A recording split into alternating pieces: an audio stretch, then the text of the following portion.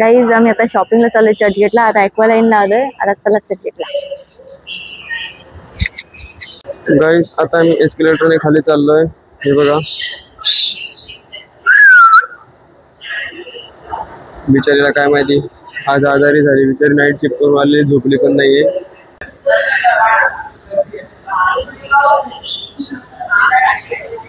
Guys अनु गेली बघा तिकीट घ्यायला. आता ते तिकीट घेते.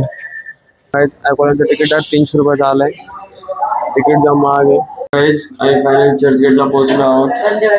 पण दरवाजा बंदच होत नाही, चालू पण होत नाही. लिफ्ट नुसती आटकून पर्यंत लिफ्ट खराब वाटते.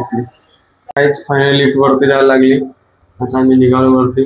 बघा नेहमीप्रमाणे आमच्या लिफ्टमध्ये 40 राहतात. गाईज आता आम्ही चाललो गेट नंबर B4 कडे. हे बघा आता तिकीट घेतो आम्ही. तिकीटने परत स्कॅन करून परत एक्झिट मारावं लागेल.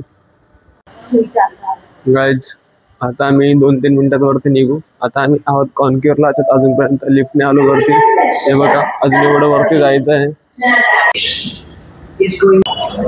गाईज आम्ही आता पार्कमध्ये आलोय मस्त चहा प्यायला. आता आम्ही तर जस्ट आम्ही तर शॉपिंगला जाऊ. जस्ट थोडा वेळ बसलेलो कारण चालून चालून कंटाळा आलेला. तर चला आता आम्ही निघतोय शॉपिंगला. गाईज आम्ही आता चर्चगेटवरून निघालोय. भरपूर शॉपिंग केली. पूर्ण दोघांचे हात भरपूर भरलेले. अख्खी बॅग भरलेली आमची. आणि नंतर निघालो आम्ही ॲक्वालाईनला. कारण शुभम प्रत्येक दुकानात घुसून सगळे शॉपिंग करत होता. भरपूर शॉपिंग केली त्याने. शूज शर्ट्स वगैरे भरपूर घेतलेत. तर खाली एलिव्हेटर पण नव्हतं. भरपूर चढायला लागलं. परत उतरायला पण लागलं वर.